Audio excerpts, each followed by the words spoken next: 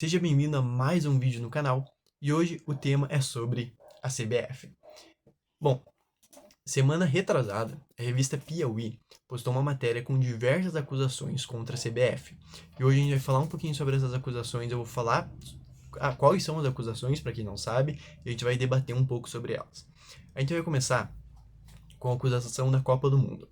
Em 2022, quando Edinaldo Rodrigues já era presidente da CBF, a revista Piauí mostra que 49 pessoas não associadas com a CBF, ou seja, não tem nenhum vínculo trabalhista com a CBF, não trabalha lá dentro, nada com a CBF, foram levadas à Copa do Mundo de 2022 lá no Catar e foram bancadas pela CBF. Isso com hotéis luxuosos e ingressos para todas as partidas, dando um custo estimado de 3 milhões de reais que a CBF teve que pagar. E aí a pergunta que fica é: quem deve fiscalizar esses gastos da CBF? E eu te respondo que são os 27 presidentes das federações estaduais. Mas é meio curioso saber que antes eles recebiam 50 mil reais por mês e tiveram um aumento salarial de 215 mil reais por mês. Ou seja, antes a CBF gastava em torno de 17 milhões por ano para pagar o salário deles. Hoje, a CBF gasta em torno de 70 milhões por ano. E aí eu te pergunto, o que a gente poderia fazer com tanto dinheiro assim para a melhoria do futebol brasileiro? E eu dou sugestões para vocês. Criação do impedimento semiautomático, criação, né? Não, né? Aplicação dele aqui no Brasil. Já teve no Paulistão, o único campeonato que teve, e no Brasileirão não tem. E a criação de uma série E e outras séries também, para você desafogar o calendário brasileiro, acabar com os estaduais e acabando com os estaduais, dar chance para os pequenos de outra porta, né? E bom, na questão da arbitragem, ano passado nós tivemos 110 árbitros afastados no futebol brasileiro por falhas técnicas. E aí um pensamento que fica é: a gente devia melhorar a qualidade dos árbitros. Não sei se trazer árbitros de fora, mas uma das alternativas é você melhorar a qualificação dos árbitros. E alguém deu essa alternativa à CBF para construir uma escola de árbitros. Que olha, eu vou ser sincero, o Brasil precisa muito. E essa escola de árbitros, ela teria sido um treinamento, câmera, simulações de jogos, diversas coisas para o árbitro se especializar mais. E em ter um custo de do torno de 60 milhões de reais, segundo a revista Piauí. E a CBF aceitou o projeto, mas durante o caminho ela rejeitou, ela cancelou o projeto e falou que não dava por conta dos gastos. Mas aí eu te pergunto, 60 milhões para você criar uma escola de árbitros e melhorar a arbitragem brasileira e acabar com um dos problemas é caro, mas você pagar 70 milhões por ano para presidente das federações estaduais é barato, sabe? Então a nossa prioridade no futebol está um pouco equivocada.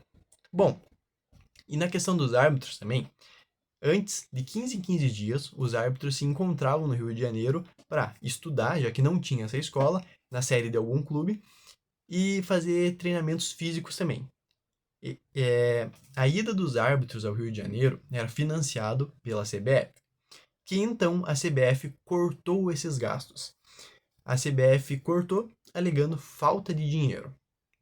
E os treinamentos passaram a ser por videoconferência. E aí eu te pergunto, como um árbitro que tem aula por videoconferência vai aplicar um bom trabalho no futebol brasileiro? No futebol brasileiro a gente tem jogadores que reclamam, jogadores que simulam, jogadores que também não colaboram. Eu acho que a arbitragem brasileira tem muita culpa, 90% da culpa. Mas o futebol brasileiro não é fácil.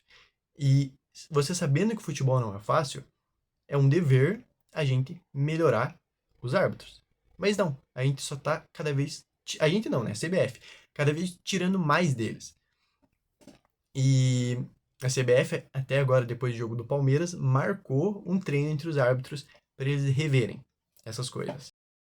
Agora a gente vai falar de uma das personagens principais dessa matéria da revista Piauí, que é a Luísa Rosa.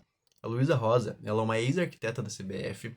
Ela foi convidada em 2020 para participar da construção de 14 centros de treinamentos dentro do Brasil. Ela aceitou. Ela ficou um bom tempo na CBF e hoje ela não está mais na CBF, por diversos motivos. Ela está entrando com alguns processos contra algumas pessoas e contra a CBF também. Ela já ganhou alguns e outros estão ocorrendo.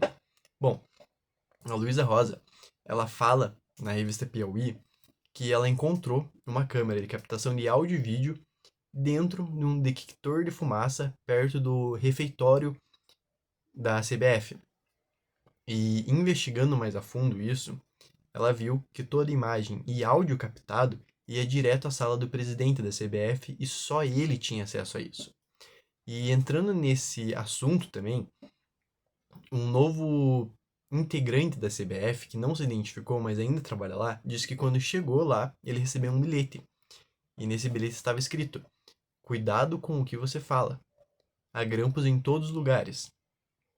E também o restaurante da CBF é apelidado de Coreia do Norte. E bom, por que eu não preciso nem falar com as últimas duas informações?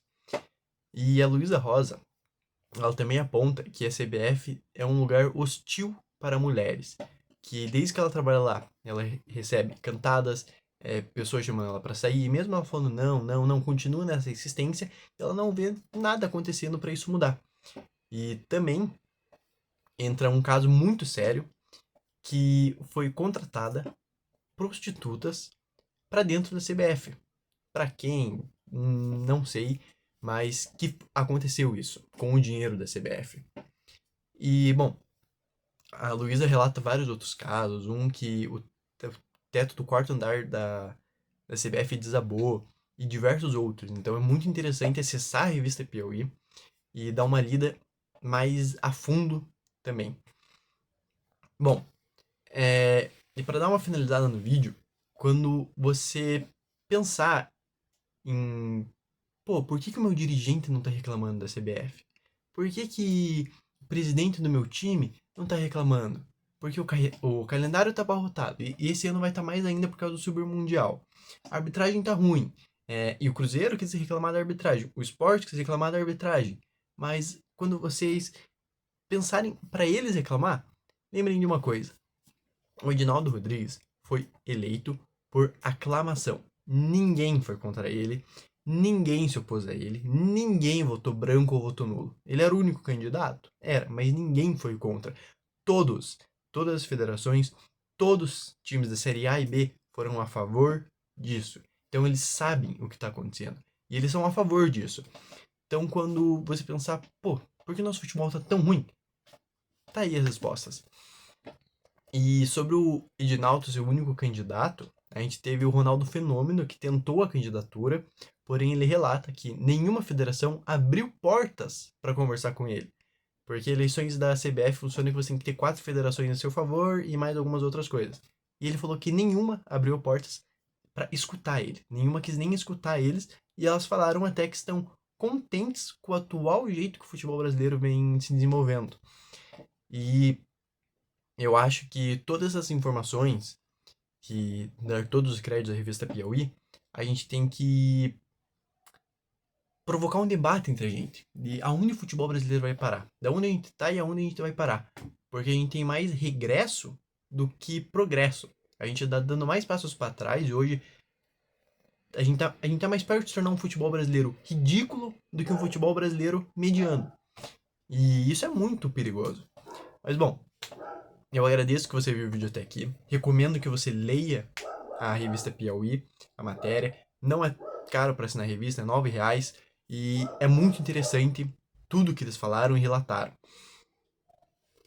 Agradeço por você ter visto o vídeo, peço para você se inscrever, deixar o like. E se você puder, também me siga no meu Instagram, resenha_meu_grau06. Lá a gente fala sobre muito futebol também. A gente faz outros posts que às vezes não vêm pro YouTube. Então, quero agradecer a sua presença. Muito obrigado e tenha um bom dia.